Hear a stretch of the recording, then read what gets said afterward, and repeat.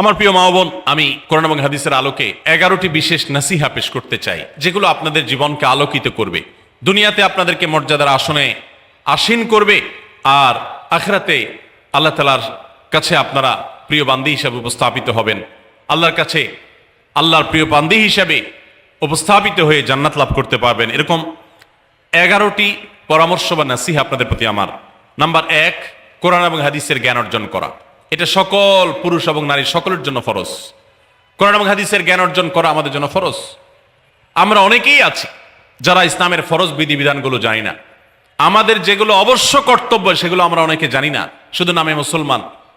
গতানুগতিক কিছু কাজ করি, হাতে গোনা কিছু ইসলামের নামে কাজ করি, বাস মনে করেছি আমি মুসলমান হয়েছি। আপনাকে ঈমান সম্পর্কে জানতে হবে। আপনার ঈমান কিভাবে আনতে হবে, কি কোন কোন বিষয়ের প্রতি বিশ্বাস থাকতে হবে, কি বিশ্বাস থাকতে হবে, আল্লাহ সম্পর্কে বিশ্বাস থাকতে হবে। ঈমান সম্পর্কে অনেক ভুল ধারণা আমাদের আছে।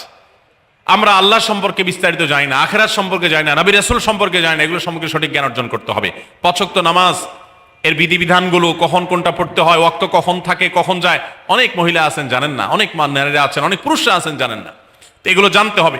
ইসলামকে জানাটা অনেক গুরুত্বপূর্ণ। আর জানার জন্য কোরআনে কারীম বুঝে পড়বেন, হাদিস বুঝে পড়বেন, মাসলা মাসাইলের বই পুস্তক বুঝে পড়বেন ওলামাদের তত্ত্বাবধানে থেকে, এবং কোরআন এবং হাদিস শেখার যত ভালো আয়োজন উদ্যোগ আছে সেগুলোতে শামিল হবেন, জ্ঞান অর্জন করবেন। এটা ইসলামের গুরুত্বপূর্ণ একটা ব্যাপার। জ্ঞান অর্জন যদি না করেন তাহলে আপনি ইসলামের কোনো কাজ করতে পারবেন। ইসলামের সবকিছুর আগে হলো জ্ঞান অর্জন করা। সবকিছুর আগে ইসলাম সম্পর্কে ইলম অর্জন করতে হবে, কোরআন হাদিসের নলেজ অর্জন করতে হবে। নাম্বার 2, 5 ওয়াক্ত নামাজ। নবী সাল্লাল্লাহু আলাইহি সাল্লাম জান্নাতে, মেয়েদের জান্নাতে যাওয়ার শর্টকাট যে সিলেবাস দিয়েছেন, শর্টকাট যে ওয়ে বলেছেন, 4টা শর্ত দিয়েছেন। এর মধ্যে থেকে একটা হলো 5 ওয়াক্ত নামাজ ঠিকঠাক মতো যদি আদায় করেন। অনেক মহিলারা আছেন জোহরের নামাজ আসরের সময় গিয়ে আদায় করেন, আসরের কাছাকাছি আদায় করেন, কারণ গৃহস্থলী কাজে ব্যস্ত থাকেন, রান্নাবাড়ার কাজে ব্যস্ত থাকেন, গা গোসল নিয়ে ব্যস্ত থাকেন। করছি করে এই রান্নাবাড়া করা, সবাইকে খাবার দাবার দেওয়া, ছেলে মেয়েকে খাবার দাবার দেওয়া, ঘর ইত্যাদি মোছা ধোয়া, এগুলো করতে করতে, নিজের গোসল টোসল করতে করতে 3টা 3:30 বেজে যায়। অনেক সময় আসর ওয়াক্তের কাছাকাছি গিয়ে তারপর জোহর নামাজ আদায় করেন। খুবই গর্হিত একটা কাজ। আমার মা বোনরা সতর্ক থাকবেন এ ব্যাপারে, যে নামাজ সময় মতো আদায় করতে হবে। শয়তান আপনাদেরকে একটা ভুল কথা বলে ধোঁকা দেয়, সেটা হলো যে আমি রান্না বাড়া করছি যে পোশাকে, এই পোশাকে কিভাবে নামাজ পড়বো, তাহলে আমি গোসল টোসল করে একটা নামাজ পড়বো। আর গোসল তো আর সহজে করা হয় না।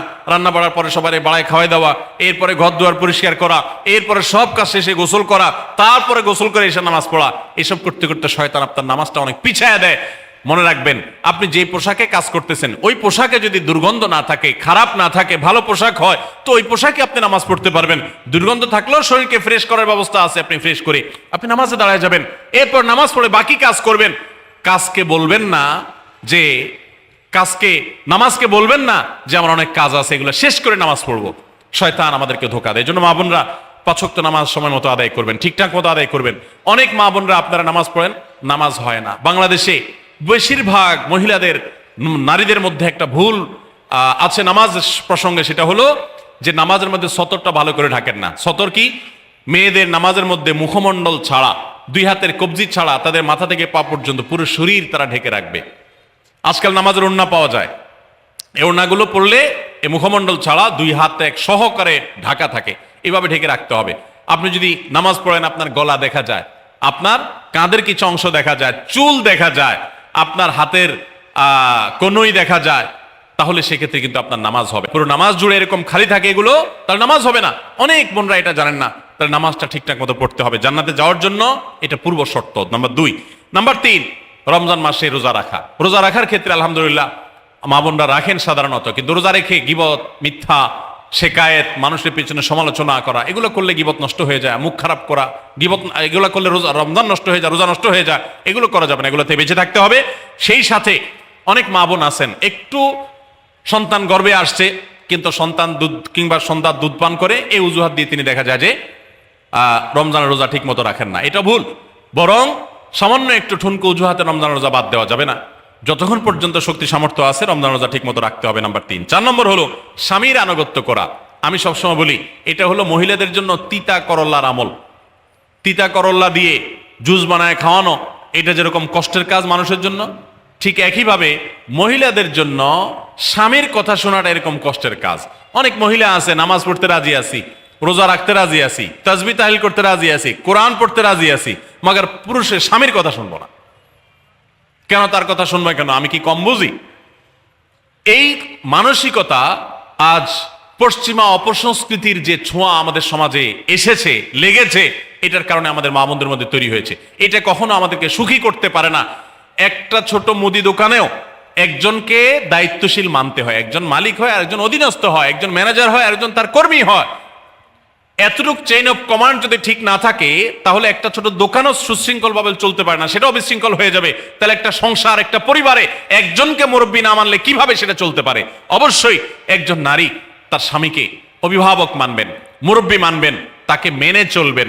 শুধু ইসলামই বলে নাই, পশ্চিমা দুনিয়ার মানুষরাও স্বীকার করে। সাবেক মার্কিন প্রেসিডেন্ট বারাক ওবামার একটা আত্মজীবনীমূলক লেখা ধারাবাহিকভাবে বাংলাদেশে একটি জাতীয় গণমাধ্যমে প্রকাশ হয়েছে অনেক বছর আগে, আমি পড়েছি।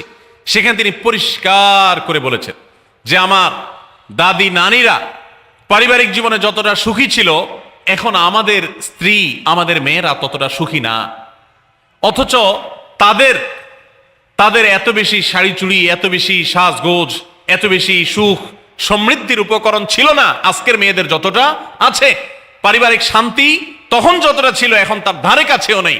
এর অন্যতম কারণ হলো এটি যে আমরা পশ্চিমা অপসংস্কৃতির ছোঁয়ায় পড়ে শয়তান আমাদেরকে অতিরিক্ত স্বাধীনতার নাম দিয়া আমাদেরকে বলগাহীন স্বাধীনতার পথে নিয়ে গেছে, যেটা আমাদের ধ্বংস ডেকে এনেছে। এজন্য একজন গার্ডিয়ান, একজন অভিভাবক পরিবারে থাকতে হবে, তাকে মানতে হবে। আপনি নারী হিসাবে আপনার স্বামীটাকে যদি মনে হয় একটু বোকা কিসিমের, সে বুঝে না, আপনি অবশ্যই ডেফিনেটলি আপনি তাকে বোঝাবেন, আপনি তাকে আপনার মতামত বলবেন, তারও কর্তব্য আপনার মতামত গ্রহণ করা। কিন্তু এর মানে এই না যে আপনি তাকে ডিনাই করবেন, পাত্তা দিবেন না, অবজ্ঞা করবেন, তার কাছে জিজ্ঞেস করা ছাড়া যেদিক সেদিক যাবেন, যা খুশি তা করবেন, এটা উচিত না। আপনার জান্নাতে যাওয়ার প্রয়োজনে ওই যে তিতা করল্লা বলেছি, সে যদি কোনো দিক থেকে তাকে মানতে আপনার কষ্ট হয়, আপনার থেকে সে পিছিয়ে আসে বুদ্ধিতে জ্ঞানে, তারপরে একটু কষ্ট করে ঢোক গিলেন, একটু কষ্ট করে সবর করেন, শুধুমাত্র জান্নাতের আশায় আল্লাহ তাআলা আপনাকে মর্যাদা দিবেন, দুনিয়াতে বড় করবেন, আখিরাতে বড় করবেন। অনেক সময় দেখা যায় পুরুষতান্ত্রিক সমাজে আমাদের দেশে দেখা যায় যে পুরুষদের নানা অনাচারে মেয়েরা অতিষ্ঠ হয়। একটু সবর করেন, সন্তান সন্ততি বড় হবে, তখন আর পুরুষের এই সমস্ত জুলুম থাকবে না, পুরুষ তখন দৌড়ের উপরে থাকবে।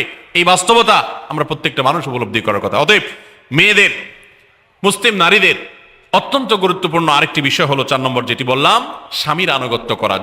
যতটুকু তিনি যতটুকু সম্ভব তার সর্বোচ্চ আনুগত্য করার চেষ্টা করতে হবে, যতক্ষণ তিনি কোরআন হাদিসের কথা বলেন। স্বামী যদি কোনো অন্যায় কথা করতে বলেন, তাহলে তখন আর তার কোনো কথা শোনা যাবে না।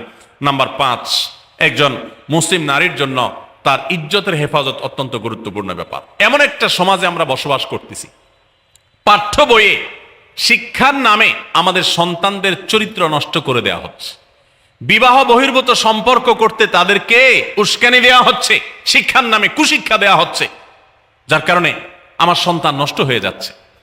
এই জন্য আমি বলি, এমন যুবক, এমন যুবতী আজকাল সোনার হরিণ হয়ে গেছে।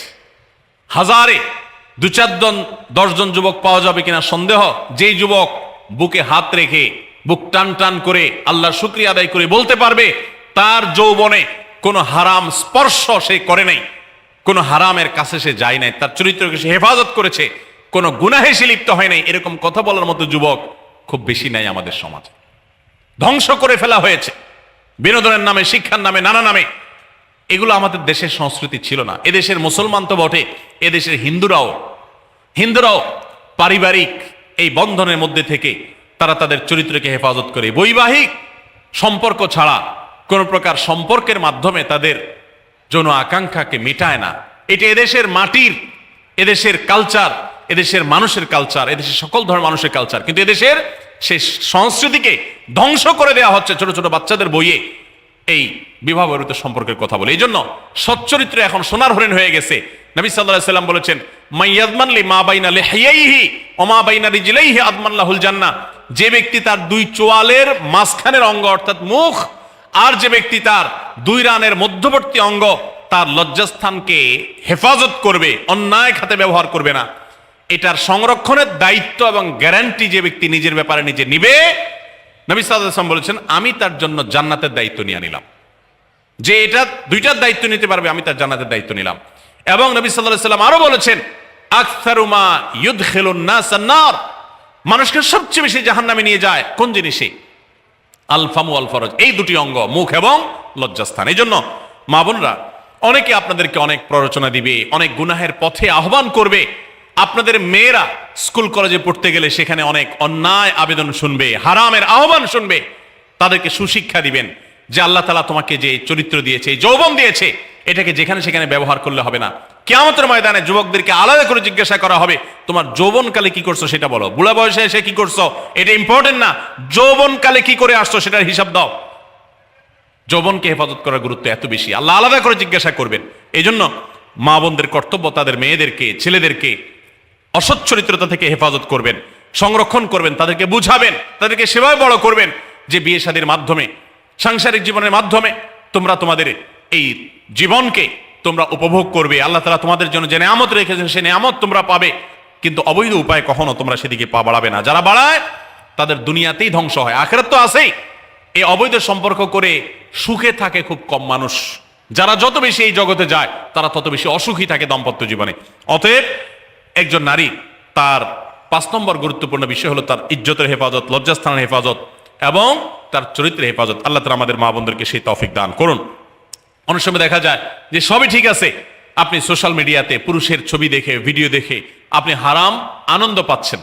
আপনি ইমোতে, হোয়াটসঅ্যাপে, মেসেঞ্জারে বিভিন্ন পুরুষের সাথে অপ্রয়োজনীয় চ্যাটিং করছেন, কথা বলছেন, এবং সেখানে এই বেহুদা কথা থেকে অনেক অনাচার হয়ে যায়, অনেক সংসার ভেঙে যায়, অনেক পরকীয়া হয়, অনেক সংসার ধ্বংস হয়। এই জন্য আল্লাহ বলেছেন আল্লাহ তাকরাবুজ জেনা, জেনার কাছেও যেও না, চ্যাটিংই করতে যেও না, কারণ করতে গেলে তুমি ডুবে যাবা, পরে ফিরে আসতে পারবা না। ভয়ঙ্কর এক গুহা এবং ভয়ঙ্কর এক জগৎ। তো এই পথ থেকে আমাদেরকে বেঁচে থাকতে হবে। আল্লাহ আমাদের তৌফিক দান করুন। নাম্বার 6, মা বোনদের জন্য গুরুত্বপূর্ণ বিষয় হলো সন্তানদের লালন পালন করা। আপনি বাজার থেকে 2-4 কেজি আম কিনে খাইছেন, এটাতে আপনি যতটা সুখী হতে পারবেন, আপনি যদি একটা আমের গাছ লাগাই দিতে পারেন তাহলে তার চাইতে অনেক বেশি সুখী হতে পারবেন, আপনি বেশি লাভবান হবেন, আপনি মনকে মন আম খেতে পারবেন, আপনার বংশধররা খেতে পারবে। নিজে আমল তো করবেনই মায়েরা, বোনেরা, পাশাপাশি সন্তানদেরকে যদি আল্লাহ ভীরু বানান, মুত্তাকি বানান, পরহেজগার বানান, কোরআন হাদিস শিখান, তাদেরকে যদি পর্দা শিখান, তাদেরকে যদি চরিত্র হেফাজত শিখান, তাদেরকে যদি ভালো মানুষ বানানো শিখান, তাহলে আপনি আম গাছ লাগানোর মতো ফলের গাছ লাগাই গেলেন, সওয়াবের গাছ লাগাই গেলেন, দুনিয়া থেকে চলে যাবেন। নেক সন্তানের আমল যেগুলো আপনি শিখাই দিয়ে গেছেন, এগুলোর সওয়াব আপনি পেতে থাকবেন। ছেলেটাকে সূরা ফাতিহা নিজে শিখাবেন, মেয়েটাকে সূরা ফাতিহা নিজে শিখাবেন, নিজে ভালো করে শিখবেন, তাহলে কিয়ামত পর্যন্ত, মরণ পর্যন্ত এই ছেলে যতবার সূরা ফাতিহা পড়বে প্রত্যেক নামাজে আপনি কিন্তু সওয়াব পেয়ে থাকবেন, কারণ আপনি শিখাই দিয়ে গেছেন, আপনি শুরুটা করে দিয়ে গেছেন। এই জন্য মা বোনদের জন্য সন্তানদের লালন পালন করা, সন্তান দুধে ভাতে আছে কিনা, ভালো জামা কাপড় পরছে কিনা, এর চাইতে ইম্পর্টেন্ট হলো সন্তান আমার নামাজ পড়ছে কিনা, সন্তান আমার আল্লাহকে চিনে কিনা, সন্তান আমার কোরআন হাদিসের শিক্ষা পেয়েছে কিনা। সন্তান একদিন স্কুলে যায় না, তার জন্য আমার মাথা খারাপ হলে, সন্তান একদিন নামাজ পড়ে না এক ওয়াক্ত, তার জন্য আরো বেশি মাথা খারাপ হতে হবে। তাহলে আপনি দায়িত্বশীল মা হতে পারবেন, দায়িত্বশীল বাবা হতে পারবেন। মনে রাখবেন নবী সাল্লাল্লাহু আলাইহি ওয়াসাল্লাম বলেছেন, প্রত্যেকটা শিশু জন্মগ্রহণ করে ভালো মানুষ হয়ে, কেউ জন্মগতভাবে খারাপ হয় না, ডাকাত হয়ে জন্মায় না, তবে তার মা বাপ তাকে নষ্ট করে। কারণ মা বাপ তাকে ঠিক মতো লালন পালন না করে, ভালো পরিবেশ দেয় না, খারাপ ছেলেফেলের সাথে মিশে, তখন সে নষ্ট হয়। এই জন্য আপনার দায়িত্ব সন্তান কার সাথে মিশছে, কোথায় যাচ্ছে, কি করতেছে, মোবাইলে কি দেখছে, সন্তানকে সময় দেন, মোবাইল টিপাটিপি বন্ধ করেন, তাদেরকে নিয়ে বসেন, তাদেরকে কথা শোনান, কোরআন হাদিস পাঠ করে শোনান, তাদেরকে ভালো পরিবেশ দেন, ভালো ফ্যামিলির, দিনদার ফ্যামিলির বাচ্চাদের সাথে তাদেরকে মিশান। ইনশাআল্লাহ আপনি আল্লাহর কাছে এর জন্য উত্তম বিনিময় পাবেন, সওয়াব পাবেন। নাম্বার 7, মা বোনরা, বিশেষ করে আপনাদের জন্য গুরুত্বপূর্ণ হলো কৃতজ্ঞতা আদায় করবেন। পুরুষদের জন্য গুরুত্বপূর্ণ, কিন্তু মা বোনদের জন্য বিশেষ গুরুত্বপূর্ণ এই জন্য যে নবী সাল্লাল্লাহু আলাইহি ওয়াসাল্লাম বলেছেন, তিনি জাহান্নামে নারীদেরকে যে দেখেছেন, তাকে যে দেখানো হয়েছে মেরাজে, যে প্রচুর সংখ্যক নারীরা জাহান্নামে, এর অন্যতম একটা কারণ ছিল নেয়ামতের নাশকরি করা। পুরুষদের মধ্যেও নাশকরির কারণে বহু পুরুষ জাহান্নামে যাবে। মা বোনরা, স্বামী এবং নিজের জগতে যতটুকু আল্লাহ তাআলা দিয়েছেন এতটুকুর উপর শুকর আদায় করবেন।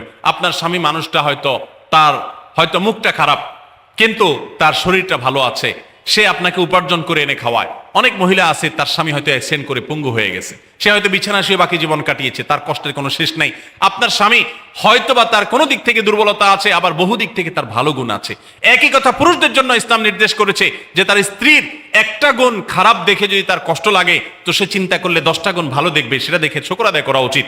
এই শুকরিয়া আদায় করা ছাড়া পুরুষ হোক নারী হোক, কেউ আল্লাহর প্রিয় বান্দা হতে পারবে না। এজন্য আল্লাহর কাছে শুকরিয়া আদায় করবেন। মায়েরা বিশেষ করে শ্বশুরের বাড়িতে যাওয়ার পর প্রথম প্রথম অনেক কষ্ট হয়। আমি সবসময় বলি, শ্বশুর বাড়িতে যাওয়ার পর মেয়েরা আমাদের দেশে নানান জুলুম নির্যাতন সহ্য করতে হয়। শাশুড়ি বাঁকা চোখে দেখে, সব শাশুড়ি না, অনেক শাশুড়ি, অনেক সময় ননদরা বাঁকা চোখে দেখে, স্বামী লোকটা জ্বালায় নানাভাবে, দেবররা জ্বালায় নানানভাবে, মানুষ খোঁচাখুচি করে, কষ্ট দেয়।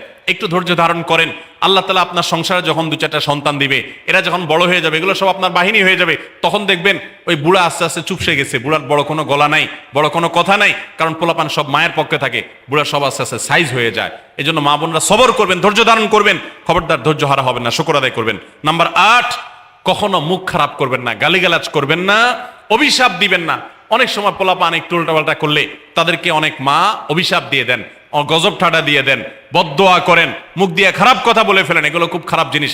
নবী সাল্লাল্লাহু আলাইহি সাল্লাম বলেছেন, যদি কাউকে গজব ঠাডা দেওয়া হয় তো এটার উপযুক্ত না হলে যে দেয় তার উপরে এসে পড়ে, এরকম ভয়াবহ একটা বিষয়। এই জন্য কোন অবস্থাতে এগুলো যেন না হয়। এবং মেয়েদের জাহান্নামে যাওয়ার অন্যতম, বেশি জাহান্নামে যাওয়ার অন্যতম একটা কারণ এটাও যে তাদের মধ্যে, অনেকের মধ্যে, আমি সবার কথা বলছি না, যে এই ধরনের গালিগালাজ করা, অভিশাপ দেওয়ার বদস্বভাব আছে।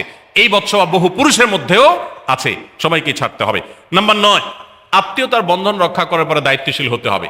স্বামীকে স্বামীর ভাই বোনের সাথে সম্পর্ক ভালো রাখতে কখনো বাধা দিবেন না। অনেক মহিলা আছে বোকার মতো কাজ করে। স্বামী যদি স্বামীর ভাইকে টাকা পয়সা দেয়, সে অপছন্দ করে। স্বামী যদি স্বামীর বোনকে টাকা পয়সা দেয়, সে এটাকে পছন্দ করে না। মা বাবার খোঁজ খবর বেশি নিলে তার কাছে ভালো লাগে না। এই মহিলা হলো নির্বোধ। কেন নির্বোধ? কারণ নবী সাল্লাল্লাহু আলাইহি সাল্লাম বলেছেন যে মান সাররাহু আন ইউবসাতালাহু ফি রিজকিহি আও ইউনসালাহু ফি আথারি ফালিয়াসিল রাহিমা, যে ব্যক্তি চায় তার রিজিকে আল্লাহ বরকত দেখ, তার হায়াতে বরকত দেখ, সে যেন রক্ত সম্পর্কে আত্মীয়দের সাথে সম্পর্ক বেশি ভালো রাখে। তাহলে আপনার স্বামীর রিজিক বেশি হোক, টাকা পয়সা বেশি হোক, তার হায়াতে বরকত হোক, এটা যদি আপনি চান, তাহলে আপনি বরং তারা উৎসাহিত করা উচিত। তোমার ভাইটার খবর নাও, তোমার বোনটার বাড়িতে যাও, তোমার মা বাপের খেদমত করো, তাদের সাথে যত সম্পৃক্ত থাকবে আপনার স্বামীতে আল্লাহ তাআলা তত বরকত দান করবেন। এই জন্য তাকে সেটা করবেন। আবার পুরুষদেরও উচিত মেয়েদেরকে সুযোগ দেওয়া। তারা তাদের বাপ, মেয়েরও তো কর্তব্য আছে তার বাপ মার প্রতি, বাপ মার খেদমত করবে, বাপ মার জন্য হাদিয়া তোফা দিবে। অনেক পুরুষরা আছে মেয়েদের পাওনা অধিকারই দেয় না, হাদিয়া তোফা কোত্থেকে দিবে, তাদের মহরটাই দেয় না, তাদের হাত খরচ দেয় না। আলাদা কিছু হাত খরচ দেওয়া উচিত, যে তার মতো সে খরচ করবে, তার মা বাপের জন্য খরচ করবে। এগুলোর বিনিময়ে আমরা আল্লাহর কাছে জান্নাত পাবো। অতএব এই আত্মীয়তার সম্পর্ক রক্ষা করা গুরুত্বপূর্ণ। নাম্বার 10, সাদাকা করবেন। সাদাকা জাহান্নাম থেকে মুক্তির কারণ। নবী সাল্লাল্লাহু আলাইহি সাল্লাম জাহান্নামের ব্যাপারে সতর্ক করেছেন আপনাদেরকে, আমাদের সবাইকে। অতএব সাদাকা দিলে জাহান্নাম থেকে মুক্তির একটা পথ আমরা পাই, সুগম হয়। এবং নবী সাল্লাল্লাহু আলাইহি সাল্লামের সময় মহিলা সাহাবীরা তাদের গহনা খুলে আল্লাহর রাস্তায় দান করতেন। এজন্য মসজিদ, মাদ্রাসা, বিভিন্ন গুরুত্বপূর্ণ যে দানের খাতগুলো আছে সেগুলোতে বেশি বেশি দান করবেন, বেশি বেশি আল্লাহর রাস্তায় ব্যয় করবেন, যতটুকু তৌফিক আছে ততটুকু। এখন মহিলারা দান করবে কোত্থেকে? পুরুষরা মহরের টাকাই পরিশোধ করে না, বেচারে দান করবে কোত্থেকে? এই জন্য পুরুষরা দায়ী হবে। এবং মহিলারাও তাদের মহরের টাকা যেন অনাদায় না থাকে, তারা যেভাবে চেষ্টা করলে হয় সেভাবে চেষ্টা করবেন। এবং তাদের হাত খরচ আলাদা দেওয়া উচিত, এবং তারা পর্দার মধ্যে থেকে তাদের মতো উপার্জনও করতে পারেন, সেটাও শরীয়ত তাদের জন্য সুযোগ রেখেছে। যেভাবে হোক তারাও সাদাকার চেষ্টা করবেন। 11 নম্বর সর্বশেষ হলো সময়ের অপচয় করবেন না। এখন এমন একটা সময় চলছে, বেশিরভাগ মানুষ জাহান্নামে যাবে যেই কারণে, আজকের যুগে সবচেয়ে বেশি আমরা বিপদগামিতার মুখে যাচ্ছি যে কারণে, সেটার অন্যতম হলো এই স্মার্টফোনের অপব্যবহার। আমরা অনেকে আছি টেলিভিশনের বিভিন্ন সিরিয়ালে আসক্ত, অনেকে আছি বিভিন্ন নাটক সিনেমায় আসক্ত, অনেকে আছি ফেসবুক এবং ইউটিউব এগুলোতে আসক্ত। বিশেষ করে মা বোনদেরকে বলছি, অনেকেই আছেন এখনো রিমোট ছাড়া তার পেটের ভাত হজম হয় না, সারাদিন রিমোট হাতে বসে থাকেন, একটা পর একটা সিরিয়াল এবং চ্যানেল পাল্টাতে থাকে। মনে রাখবেন, সফল ইমানদার হতে হলে এই অনর্থক কাজ না ছাড়লে আপনি সফল ইমানদার হতে পারবেন না। অনেকে নামাজও পড়ে আবার সিরিয়ালও দেখে, অনেকে আছেন ফেসবুকে ঘন্টাকে ঘন্টা, ইউটিউবে ঘন্টা ঘন্টা সময় নষ্ট করেন। এর জন্য আল্লাহর কাছে জবাবদিহি করতে হবে। কিয়ামতের ময়দানে আল্লাহ তাআলা কয়েকটা প্রশ্ন উত্তর দেওয়া ছাড়া একজন মানুষকেও নড়তে দিবেন না। এর ভিতরে একটা হলো যে তোমার সারা জীবনে কি অর্জন করেছো। সময়ের অপচয় করা যাবে না।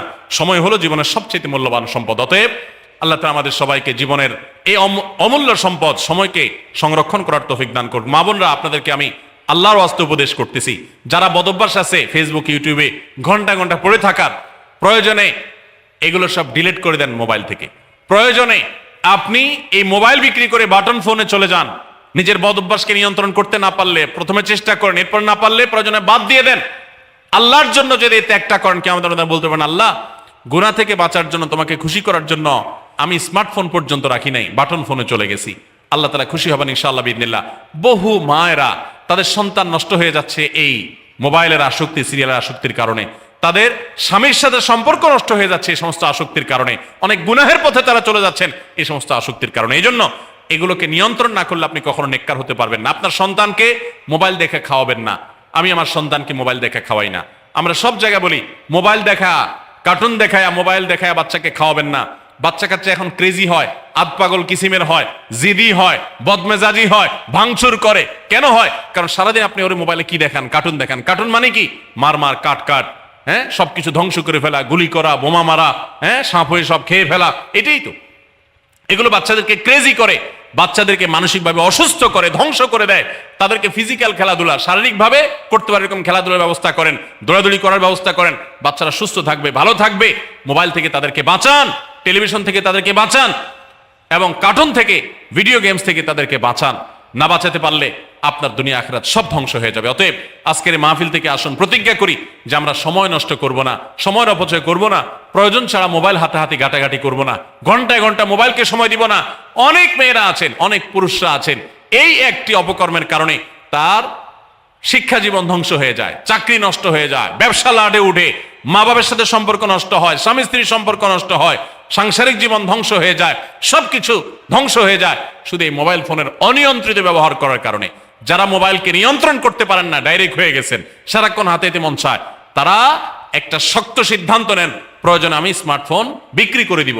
6 মাস 8 মাস আপনি কিছুদিনের জন্য, 1 বছরের জন্য বাটন ফোনে চলে যান, এরপর আবার ব্যাক করলে আশা করা যায় আল্লাহ আপনাকে হেফাজত করবেন। এবং ইসলামের নাম দিয়ে, অনেকে বলে আমি ইউটিউবে ওয়াজ শুনি, ফেসবুকে ওয়াজ শুনি, ওয়াজের নাম দিয়া আপনি যে কি করেন কি না করেন সেটা আপনার আরশের মালিক সবই জানেন। অতএব যে ওয়াজ শুনতে গিয়ে আপনার আকাম কুকাম করা লাগে, খারাপ জিনিস দেখা লাগে, ওই ওয়াজ শোনার কথা আপনাকে ইসলাম বলে নেই। আল্লাহ তাআলা আমাদের সবাইকে সবগুলো বিষয় আমল করার তৌফিক দান করুন। আমরা আবারও বলছি, আজকে আমাদের মা বোনদেরকে লক্ষ্য করে বিশেষ করে যে 11টি করণীয় আপনাদের জীবনকে সোনালী জীবনে পরিণত করতে পারে, আপনাদের জীবনটাকে সমৃদ্ধ করতে পারে, সুখী করতে পারে, এবং আল্লাহর কাছে আপনাদেরকে জান্নাতের উপযুক্ত করবে। কিয়ামতের ময়দানে সুন্দর হাসি, সুখের হাসি, তৃপ্তির হাসি আপনাদেরকে হাসাবে ইনশাআল্লাহ। সেই 11টি নসিহা, সেই 11টি বিষয়ের প্রথমটি হলো কোরআন এবং হাদিসের জ্ঞান অর্জন করবেন। অনেক ভালো ভালো বই আছে কোরআন হাদিস ভিত্তিক, সেগুলো পড়বেন। দিন শিক্ষার যত আয়োজন আছে সেগুলোর সাথে সম্পৃক্ত হবেন। অনলাইনে অনেক কোর্স করা যায়, সেগুলোতে আপনি সম্পৃক্ত হতে পারেন। যেভাবে হোক আপনাকে কোরআন হাদিসের কথা জানতে হবে। আল্লাহ কি বলেছেন, রাসূল সাল্লাল্লাহু আলাইহি ওয়াসাল্লাম কি বলেছেন, মাসালা মাসাইল কখন কি করা উচিত, কোরআন হাদিসে কি বলা আছে, এগুলো জানতে হবে আপনাকে। যতটুকু সম্ভব জানার চেষ্টা করবেন। নাম্বার 2, 5 ওয়াক্ত নামাজ সঠিকভাবে আদায় করবেন, সময় মতো আদায় করবেন। জোহরের ওয়াক্ত বাসার কাজ কাম শেষ করে গোসল করে একেবারে 3টার দিকে একসাথে পড়বো, এটা করা যাবে না, বরং সময় মতো আদায় করতে হবে। এবং মেয়েদের যে সতর, এই সতর ঢাকার পরে সতর্ক থাকতে হবে। পুরো শরীর মুখমণ্ডল ছাড়া যেন ঢাকা থাকে, চুল, গলা, হাতের গোছা, কনুই, এগুলো যেন দেখা না যায়, খেয়াল রাখতে হবে। এবং নামাজ ধীরে ধীরে পড়তে হবে। অনেক মহিলা অনেক দ্রুততার সাথে নামাজ পড়েন, এবার পড়লে হবে না। নাম্বার 3, রমজানের রোজা ঠিক মতো রাখতে হবে, যথাযথভাবে রাখতে হবে। রোজা রেখে গীবত, শিকায়েত, মিথ্যা, গালমন্দ এগুলো করা যাবে না। নাম্বার 4, স্বামীর আনুগত্য করতে হবে। নিজের কাছে খারাপ লাগলেও একটু সবর করতে হবে, যতক্ষণ পর্যন্ত স্বামী ন্যায়সঙ্গত কথা বলে, অন্যায় কাজ করতে না বলে, গুনাহের কাজ করতে না বলে, ততক্ষণ পর্যন্ত তার কথা মানতে হবে। নিজের খারাপ লাগলেও মানবেন, আপনার জান্নাতের প্রয়োজনে, সুশৃঙ্খলার প্রয়োজনে, পারিবারিক শান্তির প্রয়োজনে। ইনশাআল্লাহ আপনি সুখে থাকবেন দুনিয়া এবং আখিরাত উভয় জগতে। নাম্বার 5, নিজের ইজ্জত সম্ভ্রম হেফাজত করবেন। অনলাইনে অফলাইনে কারোর সাথে হারাম সম্পর্ক করবেন না, কোনো গায়রে মারাম পুরুষের সাথে অযথা যোগাযোগ করবেন না, চ্যাটিং করবেন না, এবং সোশ্যাল মিডিয়াতে হারাম জিনিস দেখা থেকে নিজের চোখকে হেফাজত করবেন, বাঁচিয়ে রাখবেন। নাম্বার 6, নিজের সন্তানদেরকে দিন শিখাবেন, তাদেরকে কোরআন হাদিস শিখাবেন, উত্তমভাবে লালন পালন করবেন, তাদেরকে নামাজ শিখাবেন, মেয়েদেরকে পর্দা শিখাবেন, তারা যেন চরিত্রে হেফাজত করে সেই শিক্ষা তাদেরকে দিবেন। উপযুক্ত হওয়ার পর ছেলে মেয়েকে বিয়ে দিবেন, কোনোভাবে যেন হারাম সম্পর্কে না জড়ায় সেজন্য সাবধান থাকবেন। ভালো ফ্যামিলির সাথে তাদেরকে উঠা বসা করাবেন, ভালো শিক্ষা প্রতিষ্ঠানে দিবেন যেখানে দিলে তার ঈমান আমল হেফাজত থাকবে। নাম্বার 7, আল্লাহর শুকরিয়া আদায় করবেন, বান্দারও শুকরিয়া আদায় করবেন। আল্লাহ যা দিয়েছেন, যতটুকু আছে স্বামীর সংসারে আলহামদুলিল্লাহ বলতে শিখবেন, আল্লাহ তাআলা বাড়াই দিবেন ইনশাআল্লাহ। নাফরমানি, নাশুকরি করবেন না, তাহলে আপনি নিজেই ক্ষতিগ্রস্ত হবেন, কষ্টের মধ্যে থাকবেন। আর শুকরিয়া আদায় করলে আপনার নিজেরই মানসিক প্রশান্তি হবে, আল্লাহর নিয়ামত বাড়িয়ে দিবেন। নাম্বার 8, কোন প্রকার অভিশাপ গালমন্দ করবেন না, সেটা ছেলে মেয়েকে হোক, সংসারকে হোক, স্বামীকে হোক, কোনো কিছু না, ধৈর্য ধারণ করতে হবে। পুরুষদের জন্য এই কথাগুলো প্রযোজ্য। আর নাম্বার 9, আত্মীয়তার সম্পর্ক রক্ষা করতে হবে, ছিন্ন করা যাবে না। নিজের স্বামীকে তার বাপ, তার বোন, তার মা, তার ভাই, তাদের সাথে সুসম্পর্ক বজায় রাখতে সাহায্য করবেন, বাধা দিবেন না, পারলে আরো সাহায্য করবেন, এতে আপনারই লাভ হবে। আবার স্বামীদেরও উচিত স্ত্রীকে তার পরিবারের সাথে সম্পর্ক বজায় রাখার জন্য সাহায্য করা। মেয়েদের উচিত তাদের মা, তাদের বোন, ভাই, তাদের সাথে আজকাল মোবাইলে যোগাযোগ করা যায়, খোঁজ খবর নেবেন, কথাবার্তা বলবেন। স্বামীর সংসারে আসছেন দেখে বাপের সংসার ভুলে যাবেন, সেটাও যেন না হয় খেয়াল রাখতে হবে। নাম্বার 10, যতটুকু সম্ভব দান সাদাকা করবেন। দান সাদাকা জাহান্নাম থেকে মুক্তির কারণ হয়, সেটার জন্য সাধ্য অনুযায়ী করবেন। পুরুষরা তাদের জন্য এক্ষেত্রে হেল্প করবেন, যাতে তাদের মোহর ইত্যাদি দেওয়া, মাসে হাত খরচ কিছু দেওয়া, যাতে তারা সাদাকা করতে পারে সেই সুযোগ। আজকাল দেখা যায় অনেক মেয়েরা টাকা পয়সা পেলে মার্কেটে চলে যাবেন, কি কিনবে এটা নিয়ে অস্থির হয়ে যান। মার্কেটে আপনি যা দরকার হলে যাবেন, কেনা দরকার হলে কিনবেন, কিন্তু দানের জন্য একটা খাত রাখবেন। পারিবারিক সাদাকা বাক্স, একটা বাক্স রাখবেন, যে খুচরা টাকা পয়সা বা বিভিন্ন টাকা পয়সা ছেলে মেয়েরা রাখবে, আপনি রাখবেন, উৎসাহিত করবেন। এটা দিয়ে একটা গরিব ফ্যামিলি মুখে হাসি ফোটাবেন, একটা ভালো কাজ করবেন। পারিবারিকভাবে এরকম দানের ব্যবস্থা করবেন বোনেরা। সর্বশেষ হলো, সময় নষ্ট করবেন না সোশ্যাল মিডিয়াতে। আল্লাহর ওয়াস্তে এটা থেকে নিজেকে বাঁচাবার জন্য সংগ্রাম করেন। যারা এখনো এই রোগ থেকে বাঁচতে পারেন নাই, আল্লাহর কসম করে বলছি, দুনিয়ার জীবনটাই ধ্বংস হবে, অসুখী থাকবেন, অশান্তিতে থাকবেন, আখিরাতের ধ্বংস তো আছেই। অতএব ফেসবুক, ইউটিউব, এটা যদি আপনাকে দেখতে হয়, খারাপ কিছু যেন না আসে সেভাবে ফিল্টার করে নেবেন, এবং নিয়ন্ত্রিত নির্দিষ্ট সময়ের বেশি দেখবেন না। 10 মিনিট সকাল, দুপুর, রাত, এর বেশি বিকাল, আমি এর বেশি দেখবো না। ঘন্টায় ঘন্টা টিপবেন না। অনেক মহিলা আছে, স্বামীকে সময় দেওয়ার সুযোগ নাই, সন্তানের দিকে তাকাবার সুযোগ নাই, উনি টেলিভিশন এবং মোবাইলে আসক্ত, এবং এটা আমাদের সমাজকে ধ্বংস করে দিচ্ছে। নিজের ক্ষতি নিজে করছেন, নিজের পায়ে কুঠারাঘাত করছেন। আল্লাহ তাআলা আমাদের সবাইকে এই সব বিষয়গুলোকে মেনে চলে, এই 11টা পয়েন্টকে মেনে চলে আমাদের মা বোনদের জীবনকে সমৃদ্ধ করার তৌফিক দান করুন। দাঁড়ায় থাকা একজন মানুষ দ্রুততার সাথে হঠাৎ করে খুব জোরে দৌড় দেওয়া শুরু করতে পারে না। দাঁড়ানো থেকে আগে হাঁটা শুরু করে, এরপর একটু গতি বাড়ায়, তারপরে অনেক স্পিড মানুষ দেয়। একটা গাড়ি যখন দাঁড়ানো থাকে, ওই দাঁড়ানো গাড়িটাকে হঠাৎ করে 100 মাইল স্পিডে চালানো যায় না। আগে 10, 20, 30 স্পিডে চালাইতে হয়, এরপর আস্তে আস্তে উঠাইতে উঠাইতে 100, 150 পর্যন্ত উঠাইতে পারে। আপনি দাঁড়িয়ে আছেন, ইবাদত বন্দেগী করছেন না, অপেক্ষা করছেন রমাদান আসবে, তখন আপনি দিবেন দৌড়, একেবারে আমল করে শেষ করে ফেলবেন। যারা রমজানের চাঁদ উঠার জন্য অপেক্ষা করে, যে চাঁদ উঠলে কোরআন তেলাওয়াত শুরু করব, চাঁদ উঠলে জিকির আজকার শুরু করব, চাঁদ উঠলে দোয়া দরুদ শুরু করব, রোজা শুরু করব, নফল নামাজ শুরু করব, দান সাদেকা শুরু করব, এদের বেশিরভাগ মানুষের অবস্থা হলো রমজান দেখতে দেখতে চলে যায়, তার ইবাদত আর করা হয় না। এই জন্য রমজানের আগে থেকেই যে আমলগুলো আপনি রমাদানে করবেন, তার রিহার্সেল করতে হয়, প্রস্তুতি নিতে হয়। তো যে প্রস্তুতিগুলো আমাদের রমাদানকে অর্থবহ করতে পারে, ইবাদত বন্দিগি দিয়ে সাজাতে পারি, আমরা সমৃদ্ধ করতে পারি, এবং যেই রমাদানটা আমার জীবনে যতগুলো রমজান আসছে তার মধ্যে এটা একটা স্পেশাল রমাদান হবে, এই রমজানকে আমি অন্য রমজান থেকে পার্থক্য করতে পারবো, এই রমাদান আমার জন্য অনেক তৃপ্তিদায়ক হবে, এই রমাদান যাওয়ার পরে আমার মনে হবে যে আলহামদুলিল্লাহ এই বছর আমি আল্লাহকে মন ভরে প্রাণ ভরে ইবাদত করতে পেরেছি, তাকওয়া চর্চা করতে পেরেছি, আমার ভালো লাগা কাজ করবে, আমার দিল গাওয়াহ এবং সাক্ষ্য দিবে। সেই রকম রমাদান কাটাতে হলে আপনাকে রমাদানের আগে থেকে অনেকগুলো প্রস্তুতি নিতে হবে। প্রস্তুতি নম্বর 1 নম্বর প্রস্তুতি হলো, আমাদের রমাদানের আগ পর্যন্ত, এই যে গত রমজান থেকে এই রমাদান পর্যন্ত বা জীবনের শুরু থেকে এই পর্যন্ত যত পাপাচার আমরা করেছি, যত গুনাহ করেছি, যত অন্যায় করেছি, রমজানে ইবাদত বন্দিগির প্রস্তুতির অংশ হিসেবে সেই গুনাহ এবং পাপাচারগুলো থেকে আল্লাহর কাছে মাপ চাইতে হবে, ইস্তেগফার করতে হবে, ক্ষমা প্রার্থনা করতে হবে, বলতে হবে মাবুদ আমি যে অপরাধী, আমি যে পাপিষ্ঠ, কত গুনাহ করেছি, কত অন্যায় করেছি, তোমার কাঠগড়ার আসামি আমার নামে বহু মামলা হয়ে আছে। এত অপরাধ করার পর রমাদানে যখন আল্লাহ তাআলা রহমত, বরকত, মাগফিরাত, নাজাত, বহুবিধ কল্যাণ তার বান্দাদেরকে দিবেন, পাপিষ্ঠরা তো সাধারণত আল্লাহর এই রহমতগুলো থেকে বঞ্চিত হয়। তো আল্লাহ আমার গুনাহ খাতাগুলো যেগুলো আগে ছিল সেগুলো সব মাফ করে আমার রমাদানে তোমার যে রহমত বরকত নাজিল হবে সেটার জন্য আমাকে একটু উপযোগী করে দাও, আমি যেন পাপিষ্ঠ হয়ে তোমার রহমত থেকে বঞ্চিত না হই। এখন থেকে সেই দোয়া করা, সেই চোখের পানি ফেলা, ইস্তেগফার করা, এটা রমজানের প্রস্তুতির অংশ। মক্কার ইমাম শেখ আব্দুর রহমান আস-সুদাইস হাফিজাহুল্লাহ, তার কাছে কিছু যুবক, সৌদিয়ান কিছু যুবক একবার যে বললেন যে আমরা প্রতি বছর রমজান আসার আগেই প্রস্তুতি নেই মানসিকভাবে, যে আমরা এবার রমাদানে অনেক ইবাদত বন্দেগী করব, কোরআনটা খতম দিব, 5 ওয়াক্ত নামাজ 1 ওয়াক্ত আমরা ছাড়বো না, রমজান আসলে আমরা অনেক ভালো ভালো কাজ করব, আমরা এগুলো পরিকল্পনা করি।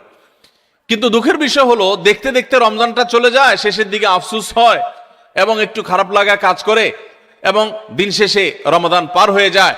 এবং আমরা আবার অপেক্ষায় থাকি, ঠিক আছে তাহলে পরের বছর করব। এভাবে রমজানে আর ইবাদতের তৌফিক হয় না। এত চেষ্টা করি, এত নিয়ত করি, কিন্তু আসলে না ওই কোরআনটাও ভালো করে খতম দিতে পারি, খতম দিলেও কোনো রকম খতম হয়, সুন্দর করে পড়া হয় না, ধীরস্থিরতার সাথে তেলাওয়াত করা হয় না, নামাজটা ঠিক মতো পড়া হয় না, কোনো ফাঁক দিয়া তারাবি মিস হয়ে যায়, আমার গুনাহ হয়ে যায়। আমি ভালো থাকতে চাই কিন্তু রমাদান ইবাদত করার তৌফিকটা হয় না। কেনই অবস্থা হয় আপনি আমাদেরকে একটু নসিহত করেন। তখন শেখ সুদাইস হাফিজাহুল্লাহ তিনি তাদেরকে বলেছিলেন যে আমার মনে হয় রমজান যখন শুরু হয়, আল্লাহর অবারিত রহমত যখন ঢেকে ফেলে ইমানদারদেরকে, যারা নিজের পাপাচারে, নিজের কৃতকর্মে, নিজের অপরাধে, নিজের গুনাহের কারণে আল্লাহর রহমত থেকে বহু দূরে সরে গেছে, তারা আল্লাহর রহমতের উপযুক্ততা হারিয়ে ফেলেছে। সেই উপযুক্ততা হারিয়ে ফেলার কারণেই আমরা অনেকেই ইবাদত করতে চাই কিন্তু বেটে বলে হয় না। আমরা অনেক চিন্তা করি, অনেক কিছু করব, কিন্তু হয়ে ওঠে না, রমজানটা চলে যায়, কপাল পোড়া হয়ে যায়। রমজানে যদি ইবাদত করতে না পারেন তো এটা শুধু শখের ব্যাপার না, রমজানে ইবাদত করতে না পারলে তো স্বয়ং নবী সাল্লাল্লাহু আলাইহি সাল্লাম এবং জিবরিলের বদদুয়ার ভাগীদার হবেন। বাউদামান আদরাকা রমাদান ফালাম ইগফারলাহ ওয়ালাম ইগফারলাহ, যে ব্যক্তি রমজান পেল অথচ তার রমজানের গুনাহ খাতাগুলোকে মাফ করাইতে পারলো না, আল্লাহর রহমতের ভাগীদার হতে পারলো না, এ তো কপাল পোড়া, এ ধ্বংস অনিবার্য। তাহলে আমরা আল্লাহর রহমত থেকে বঞ্চিত হই, ধ্বংসের দ্বার প্রান্তে চলে যায়। রমাদানে কত মানুষকে আল্লাহ মাফ করেন, আমি কপাল পোড়ার মতো সেই জায়গায় দাঁড়ায় আছি। আগে যা ছিলাম রমজানও তাই, একটু রোজা রাখলাম, একটু ইফতার করলাম, একটু সাহারি খেলাম, একটু তারাবি টুকটাক পড়লাম, বাস এ হলো আমার রমজান। রমজান চলে যায়, আমার চোখের পানি আসে না, আমার দোয়া আসে না, আমার কান্নাকাটি আসে না, আমার ক্ষমা প্রার্থনা আসে না, আমার তওবা আসে না, আমার ইস্তিগফার আসে না, আমার জীবনটা পরিবর্তন হয় না, আমার সংশোধন হয় না, আমার আত্মশুদ্ধি হয় না, আমি কপাল মতো পোড়ার মতো পড়ে থাকি। এর অন্যতম প্রধান কারণ হলো যে আমি সারা বছর পাপাচার করে আল্লাহর রহমত থেকে এত দূরে সরে গেছি যে রমাদানের আল্লাহর এই রহমতের উপযুক্ততা আমার হারিয়ে ফেলেছি। এই জন্য শেখ সুদাইস তাদেরকে বলেছিলেন, আমার মনে হয় আমাদের গুনাহ এবং পাপাচারের কারণে আল্লাহর রহমতের উপযুক্ততা আমরা নষ্ট করে ফেলেছি। এই জন্য রমজান আসার আগে প্রস্তুতি হিসাবে আমরা আল্লাহর কাছে চোখের পানি ফেলে দোয়া করে আগের সব গুনাহগুলো মাপ চেয়ে নেই যে আল্লাহ রমজানের রহমতের উপযুক্ত হওয়ার জন্য আমার পূর্বের সব গুনাহ মাফ করে দেন, আমার হালখাতা করে দেন। আমরা যেরকম দোকানদারদের কাছে পুরাতন বাকি সমস্ত টাকা পরিশোধ করে হালখাতা করলে নতুন করে আবার অনেক বাকি দেয় আমাদেরকে, আর আগের টাকা পরিশোধ না করলে নতুন বাকি দেয় না, তো আল্লাহর কাছে আগের গুনাহগুলো মাফ করে নিতে পারলে, মাফ করায় নিতে পারলে নতুন করে রহমতের উপযুক্ততা তৈরি হয়।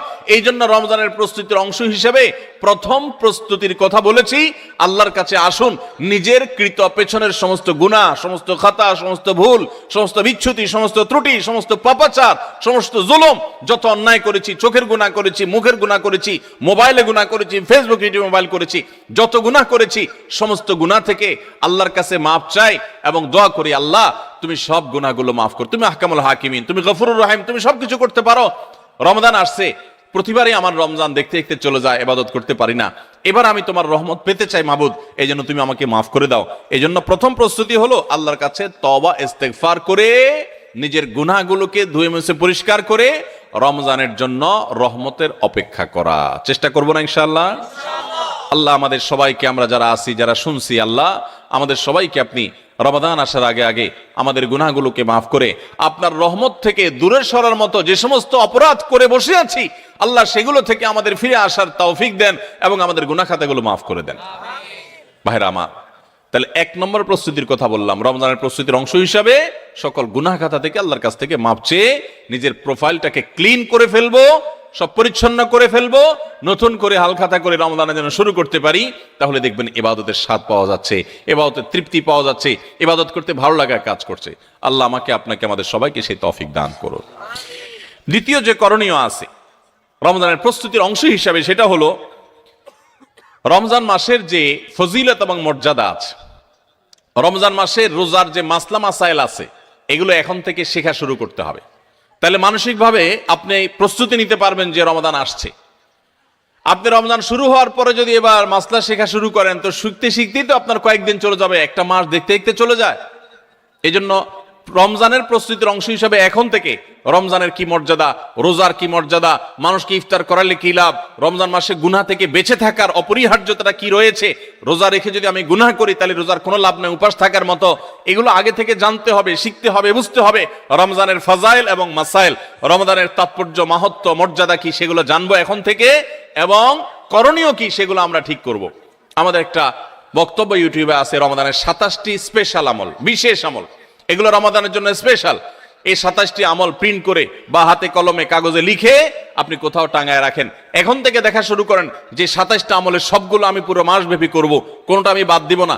এখন থেকে প্রস্তুতি নেন। আপনি রমজানের পরে যদি জানতে শুরু করেন তো জানতে জানতেই তো এক সপ্তাহ চলে যাবে, আর মানতে মানতে আরেক সপ্তাহ চলে যাবে, আপনি ইবাদত করে শান্তি পাবেন না। এই জন্য এখন থেকে রমাদানের মাসাইলগুলো, মাসলা মাসাইলগুলো, ফজিলতগুলো জানা শুরু করেন। ভাইরা আমার, যত ইবাদত আছে, যত ইবাদত আছে ইসলামে, আমার ক্ষুদ্র জ্ঞানে রমাদান এবং সিয়াম, রমজান মাস এবং সিয়াম, রোজা সম্পর্কে যত ফজিলত, যত মর্যাদা, যত মাহাত্ম্যের কথা আসছে, এত মাহাত্ম্যের কথা এতগুলো হাদিসে অন্য কোন আমলের ব্যাপার আর বর্ণিত হয়েছে বলে আমার জানা নেই। এই জন্য রমাদান আসছে ভাই, জীবনে আরেকটি রমাদান আমি পাবো কোনো গ্যারান্টি নাই। কত মানুষ গত রমজানে ছিলেন, এই রমজানে তারা কবরের বাসী হয়ে গেছে। এই জন্য এই রমজানটা যেন সঠিকভাবে কাটাতে পারি, সেজন্য আগে থেকে, এখন থেকে রমজানের মাসনা মাসাইল জানবেন, সেরকম বই কিনবেন, রমজানের উপযোগী বই পুস্তক কিনবেন, এবং ওইরকম ওয়াজগুলো শুনবেন, আলেমদের কাছে বসবেন, মসজিদে মসজিদে আলোচনা শুরু হবে, রমজানের প্রস্তুতি শুরু হবে। আল্লাহ আমাদের সবাইকে তৌফিক দান করুন। আমাদের প্রতিজ্ঞা করতে হবে, নিয়ত করতে হবে, এইবারের রমজানে আমি আল্লাহর কাছ থেকে আমার গুনাহগুলো মাফ করাইয়াই ছাড়বো। প্রত্যেক দিন ভাইরা আমার, রমজানের প্রত্যেকটা দিন আল্লাহ তাআলা বহু মানুষকে সাধারণ ক্ষমা ঘোষণা করেন। যাই করছো বান্দা সব মাফ, সাধারণ ক্ষমা ঘোষণা করেন কিছু মানুষকে। সেই সৌভাগ্যবান মানুষগুলোর কাতারে আমি ঢোকার জন্য চেষ্টা করবই করব। এই প্রতিজ্ঞা করা, এটা হলো প্রস্তুতির অংশ, যে এইবারের রমজানকে আমি আর হেলায় হারাতে দেব না, আমি এবার রমজানে আমার গুনাহ মাফ করাইয়াই ছাড়বো। এই প্রতিজ্ঞা এখন থেকে করতে হবে ইনশাআল্লাহ।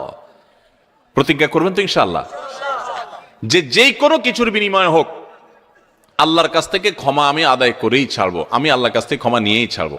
এখন আপনি বলতে পারেন যে ক্ষমা যে আমি পেয়েছি তার গ্যারান্টি কি, কিভাবে নিশ্চিত হব? ভাইরা আমার, কোন সালাফ বলেছেন আমাদের দোয়া কোনটা আল্লাহর কাছে কবুল হয়েছে আর কোনটা কবুল হয়নি নিশ্চিত হওয়ার কোনো উপায় আছে কিনা।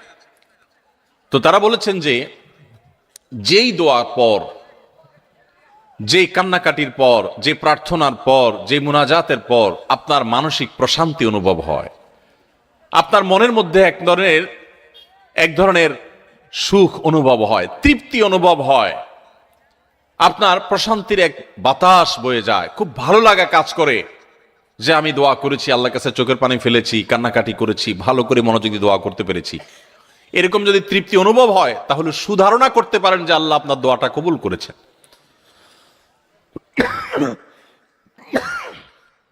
ফ্যান নাই আপনাদের এখানে? ফ্যান নাই না? বাতাস উদাস করেন না, পাকা পাকা দিয়েন না।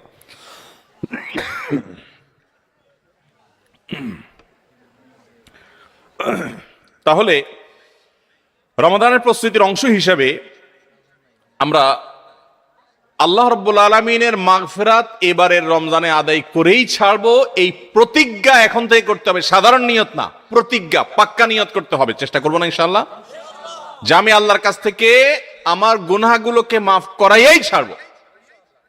যত ত্যাগ করা লাগে, যত স্যাক্রিফাইস করা লাগে করবো, তারপর আমি মাফ করাই ছাড়বো ইনশাআল্লাহ। চেষ্টা করা যাবে না? আল্লাহ আমাদের সবাইকে তৌফিক দান করুন। ভাইরা আমার, 4 নম্বর যে করণীয় আছে আমাদের রমজানের প্রস্তুতির অংশ হিসাবে, সেটা হলো যদি কারোর আগের রমজানের, গত বছরের রমজানের রোজা বাকি থাকে, হতে পারে কেউ অসুস্থ ছিলেন, এত বেশি অসুস্থ হয়ে পড়ছেন যে রোজা রাখতে পারেন নাই, ভাঙতি পড়ছে, অথবা মা বোনদের মাসিকের কারণে রোজা ভাঙতি পড়ে থাকতে পারে, সফরের কারণে রোজা ভাঙতি পড়ে থাকতে পারে। এই ভাঙতি রোজাগুলো এই বছরের রমজানের আগে আগে রেখে দিতে হবে। আম্মা জান আয়েশা রাদিয়াল্লাহু তাআলা আনহা তার ভাঙতি রোজাগুলো পরবর্তী রমজানের আগে আগে রেখে ফেলতেন। এই জন্য রমজানের রোজার প্রস্তুতির অংশ হিসাবে আগের কোনো ভাঙতি বা কাজা রোজা থাকলে এই রমজানের আগে আগে সেগুলো রেখে ফেলা উচিত এবং উত্তম। এটা রমজানের 4র্থ প্রস্তুতি। 5 নম্বর প্রস্তুতি হলো নিজের অন্তরকে শিরক এবং হিংসা থেকে মুক্ত করা। আল্লাহর সাথে কোনো কাউকে, সেটা কোনো মাজারে শায়িত ব্যক্তি হোক, কোনো জীবিত ব্যক্তি হোক, কোনো কাউকে আল্লাহর সাথে অংশীদার সাব্যস্ত করা যাবে না। এই শিরক করা থেকে নিজেকে পরিচ্ছন্ন করতে হবে, তাওহীদটাকে স্ট্রং করতে হবে এবং নিজের অন্তরকে হিংসা, বিদ্বেষ, শত্রুতা এগুলো থেকে পরিচ্ছন্ন করতে হবে। আপনি যদি এগুলো থেকে পরিচ্ছন্ন করেন, এগুলো থেকে পরিষ্কার করেন অন্তরকে, তাহলে ইনশাআল্লাহ বিইذনিল্লাহ আল্লাহ তাআলা প্রতিদিন যে বহু মানুষকে সাধারণ ক্ষমা ঘোষণা করেন, আপনি আশা করতে পারেন যে আপনি সাধারণ ক্ষমার আওতায় পড়বেন। কারণ হাদিস থেকে আমরা জানি যে যারা শিরকের মধ্যে থাকে, যাদের অন্তরে মানুষের প্রতি হিংসা থাকে, শত্রুতা থাকে, তারা আল্লাহর সাধারণ ক্ষমা থেকে মাহরুম এবং বঞ্চিত থাকে। অতএব আল্লাহর সাধারণ ক্ষমার উপযুক্ত হওয়ার জন্য নিজেদের অন্তরকে এই সমস্ত গুনাহ থেকে, বিশেষ করে শিরক এবং হিংসা থেকে পরিচ্ছন্ন হতে হবে। এটা হবে রমজানের প্রস্তুতির অংশ। রমাদানে আল্লাহ রাব্বুল আলামিন প্রতিদিন অগণিত মানুষকে মাফ করে দিবেন, বহু মানুষকে আল্লাহ তাআলা মাফ করে দিবেন। যেহেতু বহু মানুষকে আল্লাহ তাআলা মাফ করে দিবেন, তো আমি তাদের মধ্যে যেন থাকি, সেজন্য আমি আমার অন্তরকে হিংসা এবং শিরক থেকে পরিচ্ছন্ন করব। 6 নম্বর প্রস্তুতি হলো বিশেষ করে সামাজিক যোগাযোগের মাধ্যম এবং আমাদের মোবাইল ফোনগুলো নিয়ন্ত্রণ করে ফেলতে হবে,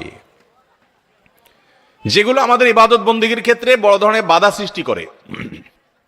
অনেকেই আছি যে সোশ্যাল মিডিয়ার আসক্তিতে আমরা এরকম ভয়াবহ একটা পর্যায়ে, যে আমাদের ইবাদত বন্দেগীর ক্ষেত্রে সবচেয়ে বড় বাধা হলো আমাদের এই ফেসবুকের নেশা, টিকটকের নেশা, ইউটিউবের নেশা, মোবাইলের নেশা, গেমসের নেশা।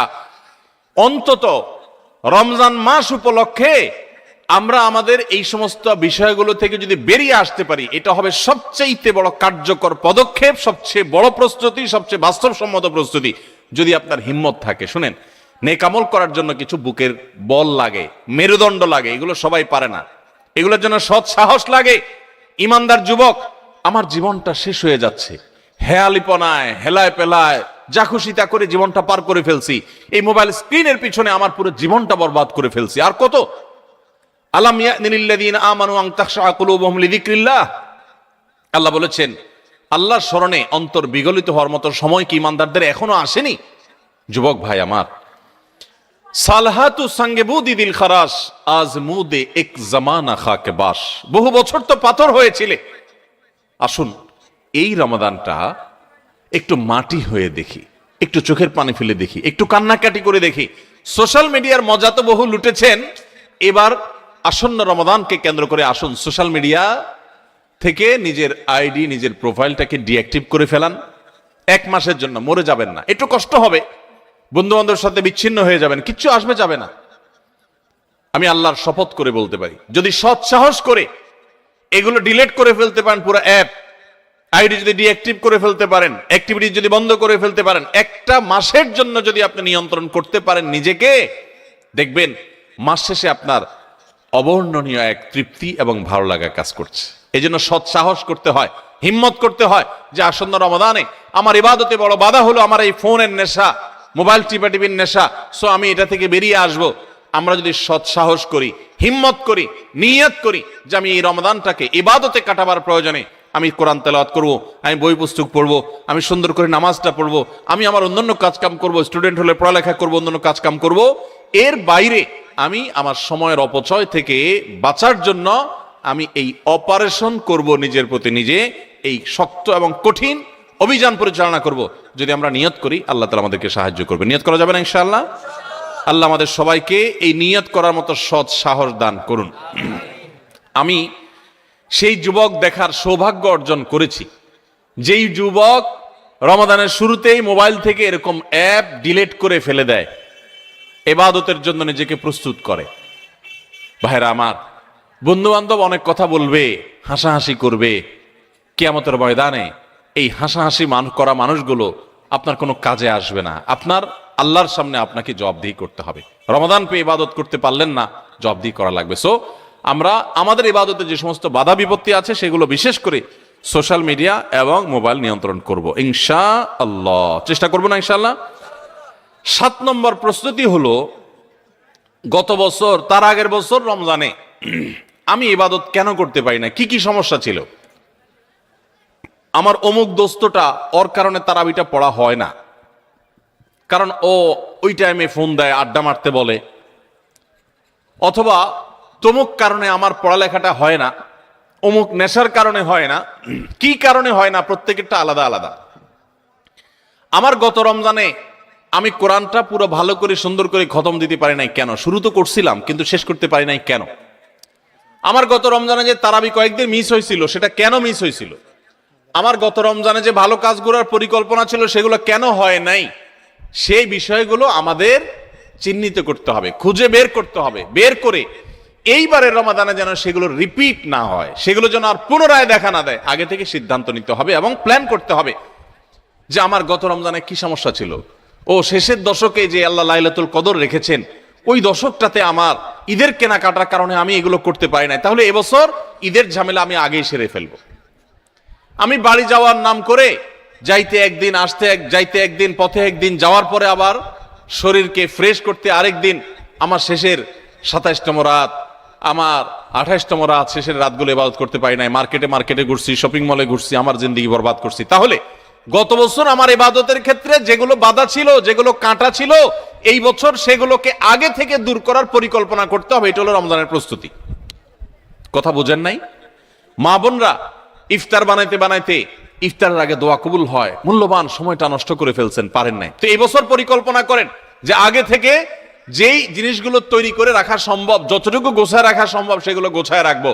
আর পরিবারের সদস্যদেরকে নিয়ে বসেন, এবার আমরা সবাই একটু ভালো করে ইবাদত করতে চাই, হেয়ালিপনা করতে চাই না। আমরা রমাদান খেয়ে পরে কাটানোর জন্য আল্লাহ দেন না, ইবাদতের জন্য দিয়েছেন। এই রমাদানের মূল্য এত বেশি যে এই রমাদান চলে যাচ্ছে, আমরা বেশিরভাগ মানুষ উপলব্ধিও করতে পারছি না, অথচ এই একটা রমাদান আমার গোটা জীবনকে পরিবর্তন করার জন্য যথেষ্ট। আপনারা জানেন জান্নাতের একটা স্পেশাল গেট আছে, নাম হলো রাইয়ান। এই রাইয়ান নামক গেট দিয়ে আল্লাহ রাব্বুল আলামিন শুধুমাত্র রোজাদারদেরকে প্রবেশ করার সুযোগ দিবেন, যারা রমাদান ইবাদত বন্দেগী করেছে, আল্লাহর নাফরমানি থেকে বেঁচে থেকেছে, তাকওয়ার জীবন অবলম্বন করেছে। আল্লাহ তাদের মর্যাদা দিবেন ওই স্পেশাল গেট দিয়ে প্রবেশ করে। এই জন্য জাহান্নাম থেকে বাঁচার জন্য, জান্নাত লাভের জন্য পরিবারের সদস্যদেরকে নিয়ে বসেন যে আমাদের এবারের রমাদানে আমরা ইবাদত করব। আমাদের গত রমজানে ইবাদত কেন হয় নাই? কারণ ইফতারিতে আমাদের 10 আইটেম না হলে হয় না। এবার আমরা আইটেম কমাই, আমরা একটু খাবার পরিমাণ কমাই, যেই খাবার খেতে আমাদের ঝামেলা হইতো আমরা করব না। যদি কোনো মহিলার ইফতারের প্রস্তুতি ইবাদত না হয়, সাহারির সময় তার ঝামেলা তৈরি হয়, তাহলে এগুলো আগে ভাগে প্ল্যান করতে হবে, কিভাবে কমানো যায় ঝামেলাগুলো। হয় পরে করব, নয় আগে করব, নয় পরিবারের সদস্যদের সাহায্য নিব, নাহলে আইটেম কমাবো, কিভাবে হতে পারে প্ল্যান প্রোগ্রাম করতে হবে। বেড়াবেড়ি, দাওয়াত খাই, হ্যাঁ, ইফতার পার্টি, সাহারি পার্টি, এগুলো করতে গিয়ে আমার ইবাদত হয় নাই, সো আমি এবছর সেগুলো করব না। এই জন্য গত বছরের সমস্যাগুলো চিহ্নিত করে সেগুলো থেকে এবার দূরে থাকার চেষ্টা করতে হবে। এটা হলো 7 নম্বর প্রস্তুতি। 8 নম্বর প্রস্তুতি হলো রমাদানের যে আমলগুলো আছে, রমজানের ওই যে বললাম 27টা স্পেশাল আমল আছে হাদিসের আলোকে, 27টা। রমজানের সবচেয়ে বড় আমল কি ভাই? রমজান মাসের সবচেয়ে বড় আমল কোনটা? সবচেয়ে বড় আমল হলো রোজা রাখা। রোজা রাখার চেয়ে বড় কোনো আমল আছে? রমজানের দ্বিতীয় আমল হলো রাতে তারাবি পড়া। তৃতীয় আমল হলো কোরআনে কারীমের তেলাওয়াত করা, আল্লাহর কাছে দোয়া করা আরেকটা আমল, উমরার তৌফিক থাকলে উমরা করা আরেকটা আমল, নবী সাল্লাল্লাহু আলাইহি ওয়াসাল্লাম রোজা রেখে প্রচুর মিসওয়াক করতেন, সেটা আরেকটা আমল, শেষ দশকে ইতিকাফ করা সেটা আরেকটা আমল, শেষ দশকের বেজর রাতগুলোতে ইবাদতের চেষ্টা করা সেটা আরেকটা আমল, লাইলাতুল কদর পাওয়ার চেষ্টা করা আরেকটা আমল, লাইলাতুল কদর পেয়ে গেলে আল্লাহুম্মা ইন্নাকা আফুউন তুহিব্বুল আফওয়া ফা'ফু আন্নী পড়া আরেকটা আমল। এই রকম 27টি আমল স্পেশাল আছে রমাদানের জন্য, যেগুলো কোরআন এবং হাদিস থেকে প্রমাণিত। তাহলে সেই আমলগুলোকে এখন থেকে টুকটাক করা শুরু করার চেষ্টা করা। একটু নফল রোজা রাখেন, তাহলে রমজানে যে রোজা রাখবেন ওটা সহজ হবে। এখন থেকে রোজা রাখার অভ্যাস করেন। নবী সাল্লাল্লাহু আলাইহি ওয়াসাল্লাম মাসে বিশেষ রোজা রাখতেন। আপনি এখন থেকে দান সাদাকার অভ্যাস শুরু করে দেন, প্ল্যান পরিকল্পনা শুরু করে দেন। এইটা হবে রমজানের প্রস্তুতি, যে রমজানে যে আমলগুলো করবেন এখন থেকে সেগুলো শুরু করে দেন। ওই যে বললাম দান ও গাড়ি 100 মাইল স্পিডে চলতে পারে না, আগে 20 মাইল স্পিডে চলেন, শুরু করে দেন। এরপর চাঁদ উঠলে রমজান শুরু হয়ে গেলে আপনি 100 মাইল স্পিডে যেতে পারবেন। চেষ্টা করবেন না ইনশাআল্লাহ? তাহলে 8 নম্বর আমল হলো ভাই, রমজানে যে আমলগুলো করব সেগুলোকে এখন থেকে রিহার্সেল শুরু করে দিব, প্রস্তুতিমূলক ওয়ার্ম আপ এটা শুরু করে দিব, মহড়া শুরু করব একটু একটু করে, যে রমজানের তেলাওয়াত করব, এখন আর ধরবই না। না তো রমজানে আমি প্রতিদিন 1 পারা পড়বো, এখন 1 পৃষ্ঠা পড়ি। রমজানে প্রতিদিন 3 পারা পড়বো, এখন 1 পারা পড়ি। আমি একটু একটু করে কোরআনের সাথে সম্পর্ক করি, কোরআনটাকে রেডি করি, কোরআন কিনে প্রস্তুত করি নেই যে কোনটা আমি পড়বো না পড়বো, সেগুলো রেডি করি। 9 নম্বর আমল হলো রমাদানের সময় আমি কোন আমল করব না করব কখন কি করব এটার একটা চার্ট রেডি করে ফেলবো। আমার কোরআন খতম করতে হলে এমন টাইমে কোরআন তেলাওয়াত করতে হবে প্রতিদিন যখন কোনো কাজ থাকে না, ফজরের পরে আমি একটু কোরআন তেলাওয়াত করে তারপর ঘুমাবো, তাহলে ওই টাইমে তার অন্য কোনো ঝামেলা থাকে না, আমার আর মিস হবে না ইনশাআল্লাহ। তারাবির পর আমি শোয়ার আগ দিয়ে তেলাওয়াত করি, তারপর শোবো। আবার ভোর রাতে দোয়া কবুল হয়, সাহারি খাইতে উঠলে আমি প্রতিদিন 10 মিনিট হাতে রাখবো একটু দোয়া করার জন্য। আগে থেকে এগুলো চার্ট তৈরি করে ফেলতে হয় যে কোন টাইমে আমি কি করব। আমার প্রত্যেকটা বিষয়কে যদি এখন শিডিউলের মধ্যে নিয়ে আসতে পারি, ইনশাআল্লাহ রমাদানের যথাযথ প্রস্তুতি গ্রহণ করা হবে এবং দেখবেন আপনার রমাদানে অনেক অর্জন করার সুযোগ আপনি লাভ করেছেন। তাহলে 9 নম্বর প্রস্তুতি হলো চার্ট করা, শিডিউল করে ফেলা, পুরো রমজান মাস কিভাবে কাটাবেন তার সারাদিন সকাল থেকে রাত পর্যন্ত একেবারে পুরো শিডিউল। 10 নম্বর হলো শাবান মাসের শেষ দিনে 29শে শাবান পশ্চিম আকাশে চাঁদ দেখবেন, এটাও রমজানের প্রস্তুতির অংশ। আমরা আমাদের ছোটবেলায় গ্রামে চাঁদ দেখেছি, এখন মানুষ চাঁদ দেখে না, দেখে চাঁদ আকাশে দেখে না, চাঁদ এখন মোবাইলে খোঁজে। কোথায় খুঁজে? মাগরিবের পরে মোবাইল হাতানো শুরু করে দেয়, এই রমজানের চাঁদ দেখা গেছে, ঈদের চাঁদ দেখা গেছে কিনা, চাঁদ দেখা কমিটি কি বলছে, ফেসবুকে নিউজ আসছে কিনা দেখো। চাঁদ তালাশ করার কথা আকাশে, সেখানে চাঁদ তালাশ করে আমরা কোথায়? মোবাইলে। চাঁদ দেখা কমিটি যে চাঁদ দেখার ঘোষণা দিবে, তাদের কাছে তো আসমান থেকে ফেরেশতা নাজিল হবে না যে ওইটা শুনে তারা ঘোষণা দিবে। আমরা সারা দেশ থেকে দেখলে, তাদেরকে নিউজ দিলে তারপর না তারা সেই নিউজের ভিত্তিতে ঘোষণা দিবে। তো আমরাই যদি সবাই চাঁদ দেখা বন্ধ করে দেই, তাহলে তারা কিভাবে ঘোষণা দিবে? এই জন্য দেখবেন চাঁদ দেখা কমিটি বেচারারা ঘোষণা দিতে দিতে কোনো বছর রাত 10টা 11টা 12টা বাজায় দেয়, সাদে বাজায়, কারণ আমরা তো তাদেরকে সাহায্য করি না। মনে রাখবেন, রমজানের চাঁদ অন্য যে কোনো আরবি হিজরি মাসের চাঁদ যদি আপনি খোঁজেন পশ্চিম আকাশে, দেখেন আর না দেখেন, আপনি একটু তালাশ করেন, চেষ্টা করেন, যদি চাঁদ দেখার চেষ্টা করেন তাহলে আপনি চেষ্টা করার কারণে সওয়াব পাবেন, সুন্নাত একটা জিন্দা করার সওয়াব পাবেন। আর চাঁদ যদি দেখতে পান তাহলে দোয়া পড়বেন, আল্লাহুম্মা আহিল্লাহু আলাইনা বিল ইয়ুমনি ওয়াল ঈমান ওয়াস সালামাতি ওয়াল ইসলাম রব্বি ওয়া রাব্বুকাল্লাহ। হে চাঁদ, হে আল্লাহ, আমি তোমার কাছে এই চাঁদ, এই চাঁদের মাসটা, এই মাসটা আমি বরকতময় মাস হিসাবে তোমার কাছে চাই। ঈমানের সাথে যেন থাকতে পারি, শান্তি নিরাপত্তার সাথে থাকতে পারি, ইসলামের সাথে থাকতে পারি। এরপর চাঁদকে লক্ষ্য করে বলা, হে চাঁদ, তোমার এবং আমার সৃষ্টিকর্তা এক আল্লাহ, তোমারও রব আল্লাহ, আমারও সৃষ্টিকর্তা আল্লাহ। তো এই দোয়া পড়া সুন্নাত। যদি চাঁদ দেখতে পান দোয়া পড়বেন, আর না দেখতে পারলে চেষ্টাটা করবেন, তাও সওয়াব পাবেন। এই জন্য শাবানের 29 তারিখে পশ্চিম আকাশে চাঁদ তালাশ করবো তো ইনশাআল্লাহ। এগুলো এখন বিদায় হয়ে গেছে, চাঁদ তালাশ করা। চাঁদ তালাশ করা একটা বিলুপ্ত সুন্নাহ, এই সুন্নাহ জিন্দা করার চেষ্টা করবেন। রাস্তা বের হয়ে পশ্চিম আকাশে তাকাবেন, তাহলে এটা হবে রমজানের প্রস্তুতির একটি বিষয়। 10 নম্বর প্রস্তুতি হলো শাবান মাসে চাঁদ দেখা। আর 11 নম্বর এবং সর্বশেষ প্রস্তুতি হলো আল্লাহর কাছে ইবাদতের জন্য দোয়া করতে হয়। আমাদের পরিকল্পনা আমরা করতে পারি, কিন্তু তৌফিকটা আসলে আল্লাহ দিবেন। এই জন্য আমার পরিকল্পনাগুলো করে আমি বলবো, আল্লাহ আমি চার্টও তৈরি করেছি, রমজানে মাসালা জানার জন্য বইও কিনেছি, আমি কোরআনও তো রেডি করেছি, তেলাওয়াতও শুরু করে দিয়েছি, টুকটাক নফল রোজা রেখে আমার প্রস্তুতিও শুরু করে দিয়েছি। আমি আমার জায়গা থেকে যা করতে পারার আমি করছি। মাবুদ, এবারের রমজানটাতে তুমি আমার একটু ইবাদত করার তৌফিক দিও। ভাইরা আমার, আপনারা অনেকেই অনেক স্বাদ জীবনে আস্বাদন করেছেন, আড্ডা মেরে বন্ধু বান্ধবের সাথে একান্তে কাটিয়ে বিভিন্ন রকমের কাজ করে মজা অনেক লুটেছেন। আল্লাহর শপথ, রমজানটাতে যদি আপনি ইবাদত করে কাটাতে পারেন, রাতভর একটু চোখের পানি ফেলে তাহাজ্জুদের সময় সাহারি খাওয়ার পর 10টা মিনিটে যদি একটু কাঁদতে পারেন, আল্লাহর কাছে মাপ চাইতে পারেন, আপনার কাছে পৃথিবীর যে কোনো কিছু তৃপ্তির চাইতে অনেক বেশি তৃপ্তিদায়ক হবে এই আল্লাহর কাছে একান্ত মুহূর্তে কান্নাকাটি করা, দোয়া করা, ইবাদত করা, ইস্তেগফার করা, আমলে মশগুল থাকা। আপনি সেই জিনিসটা করার পরিকল্পনা এই বছর রমাদানে নেন, চেষ্টা করা যাবে না ইনশাআল্লাহ। ভাইরা আমার, সেজন্য আল্লাহর কাছে দোয়া করতে হবে, আল্লাহ আমি আমার চেষ্টা যা নেওয়ার, প্রস্তুতি যা নেওয়ার আমি নিয়েছি, চেষ্টা করেছি, মাবুদ তুমি এবার আমাকে তৌফিক দিও। নবী সাল্লাল্লাহু আলাইহি সাল্লাম প্রত্যেক নামাজের পরে দোয়া করতেন, আল্লাহুম্মা আইন্নি আলা যিকরিকা ওয়া শুকরিকা ওয়া হুসনি ইবাদাতিক। ও আল্লাহ, তোমার কাছে আমি সাহায্য চাই যেন তোমার সুন্দর করে ইবাদত করতে পারি, যেন তোমার স্মরণ আমি সুন্দর মতো করতে পারি, হ্যাঁ, তোমার কৃতজ্ঞতা শুকরিয়া যেন আদায় করতে পারি, সেই তৌফিক তুমি দাও। আল্লাহর কাছে তৌফিক চাইতে হয়। এই জন্য ভাইরা, রমাদানের সর্বশেষ এবং 11তম প্রস্তুতি বলেছি আল্লাহর কাছে দোয়া চেয়ে নিতে হবে যে আল্লাহ তুমি আমাকে তৌফিক দিও। আল্লাহ তাআলা আমাদের সবাইকে রমাদানের এই সবগুলো প্রস্তুতি যথাযথভাবে করে আসন্ন রমাদানকে আমাদের জীবনে এক ব্যতিক্রমী রমাদান, সার্থক রমাদান, সফল রমাদান, তৃপ্তিদায়ক রমাদান এবং জান্নাত কামানো রমাদান, মাগফিরাত লাভ করা রমাদান হিসাবে কাটাবার তৌফিক নসিব করুন। খুব দোয়া করব দিল থেকে ভাই, খুব দোয়া করব, খুব চোখের পানি ফেলবো যে আল্লাহ রমাদানে যদি ক্ষমা না পাই তাহলে তোমার ফেরেশতার বদদোয়া, তোমার নবীর বদদোয়ার ভাগীদার হইতে হবে। এর চাইতে বড় হতভাগার কেউ নেই যে রমজান পাওয়ার পরও ক্ষমা পায় নাই, রমজান পাওয়ার পরও পাঁচ ওয়াক্ত নামাজ ধরতে পারে নাই, রমজান পাওয়ার পরও কোরআন ধরতে পারে নাই, রমজান পাওয়ার পরও তার জীবনে পরিবর্তন হয় নাই, তাকওয়া শুরু করতে পারে নাই।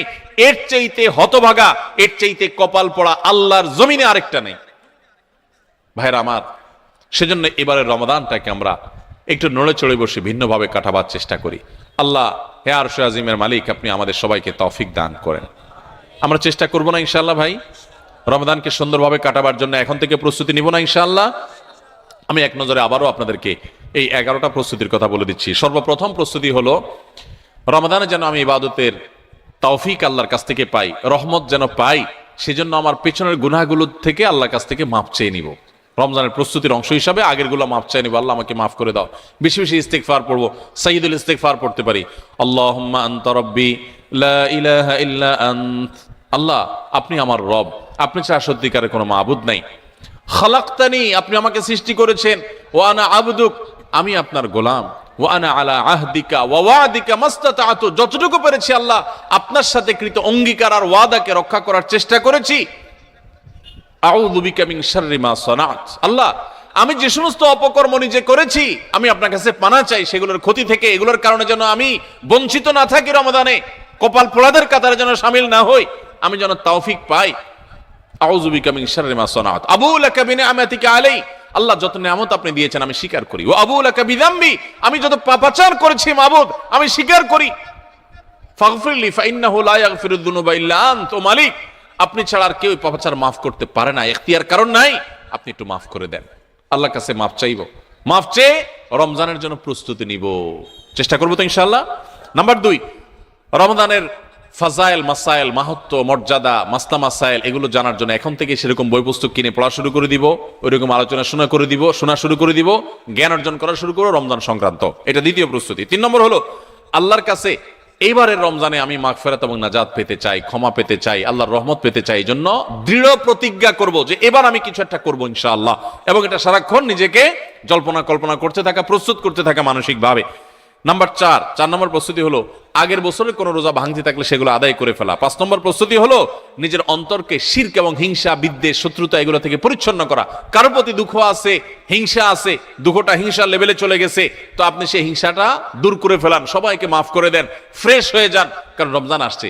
সাধারণ ক্ষমা ঘোষণা যখন করা হবে তখন কিন্তু কপাল পোড়ারা, হিংসুকরা পাবে না মাফ। এই জন্য কারোর প্রতি হিংসা রাখেন না, কারোর অকল্যাণ চায়েন না, সবার কল্যাণ কামনা করেন, মনটাকে উদার করে দেন, বড় করে দেন, এটা আপনি সুস্থ থাকতে পারবেন। আর শিরক থেকে নিজেকে বাঁচিয়ে রাখেন, ইনশাআল্লাহ রমজানের সাধারণ ক্ষমার মধ্যে পড়বেন। এটা রমজানের প্রস্তুতির অংশ যে শিরক এবং হিংসা থেকে নিজেকে পরিচ্ছন্ন করলেন। 5 নম্বর প্রস্তুতি।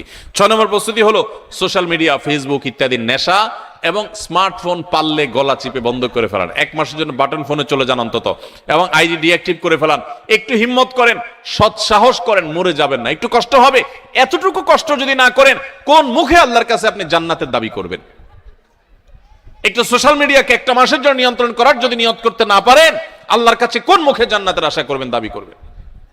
এই জন্য 6 নম্বর প্রস্তুতি হলো যেই বিষয়গুলো আমার ইবাদতে ব্যাঘাত সৃষ্টি করে, অর্থাৎ এই সোশ্যাল মিডিয়া ইত্যাদি, এগুলোকে নিয়ন্ত্রণ করে ফেলা। 7 নম্বর হলো গত বছর রমজানে বা তার আগের বছরগুলোতে রমজানে আমার ইবাদতে যেসব বাধা ছিল, যাদের কারণে সমস্যা হয়েছে, ওই বন্ধুই আমার বন্ধুত্বের তালিকা থেকে বাদ দিয়ে ফেলতে হবে, ওই সার্কেল আমি ছেড়ে দিতে হবে, ওই আড্ডা আমার ছেড়ে দিতে হবে, ওই কাজ আমার ছেড়ে দিতে হবে, যেই কাজের কারণে আমার রমজানে ইবাদত হয় না ওই কাজই আমি করব না। 1 মাসের জন্য নিজেকে স্যাক্রিফাইস করতে হবে। এটা রমজানের প্রস্তুতি, এখন থেকে প্ল্যান করে এগুলো বাদ দিতে হবে। এবং 8 নম্বর হলো যে রমজানের যে আমলগুলো আছে সেগুলো এখন থেকে একটু একটু করে শুরু করা। কোরআন তেলাওয়াত এখন থেকে শুরু করে দেন, রোজা এখন থেকে, নফল রোজা শুরু করে দেন, এখন থেকে তাসবিহ তেলাওয়াত শুরু করে দেন, এখন থেকে দোয়া দুরূদ শুরু করে দেন, তাহলে রমজানে বেশি করে করতে পারবেন। আর যদি তখন করবেন বসে থাকেন, করা আর হবে না। 9 নম্বর প্রস্তুতি হলো যে রমাদানে সকাল থেকে রাত পর্যন্ত কিভাবে সময় কাটাবেন, এটার জন্য এখন থেকে রুটিন তৈরি করে ফেলান, রুটিন, এবং সেই রুটিনটা টাঙায় ফেলান, এই রুটিন অনুযায়ী চলবো, এখন থেকে প্ল্যান করে ফেলান। 10 নম্বর হলো শাবানের শেষ দিন 29শে শাবান পশ্চিম আকাশে একটু চাঁদ তালাশ করেন, দেখেন কিনা, রমজানের প্রস্তুতির অংশ হিসাবে। আর 11 নম্বর সর্বশেষ প্রস্তুতি হলো আল্লাহর কাছে দোয়া করবেন, আমরা সবাই দোয়া করব আল্লাহ যেন আমাদেরকে রমাদান মাসটিকে যথাযথভাবে কাটানোর তৌফিক দান করে। চেষ্টা করবো না ইনশাআল্লাহ?